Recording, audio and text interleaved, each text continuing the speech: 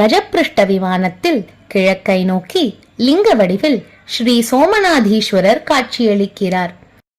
கோயிலை வலம் வர ஸ்ரீ கணபதி, ஸ்ரீ தட்சிணாமூர்த்தி, ஸ்ரீ மகாவிஷ்ணு, ஸ்ரீ பிரம்மர், ஸ்ரீ துர்க்கையம்மன் மற்றும் ஸ்ரீ சண்டிகேஸ்வரர் கோஷ்ட தேவதைகளாக காணப்படுகின்றனர்.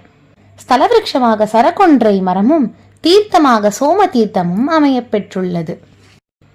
தனி சன்னதியில் வள்ளி தேவசேனா சமேத ஸ்ரீ சுப்பிரமணிய சுவாமி காட்சியளிக்கிறார். கோயிலை சுற்றி வர ஸ்தலவிருட்சமான சரகொன்றை மரம், அதன் அடியில் சிவலிங்கம் மற்றும் நாகர் காணப்படுகிறது.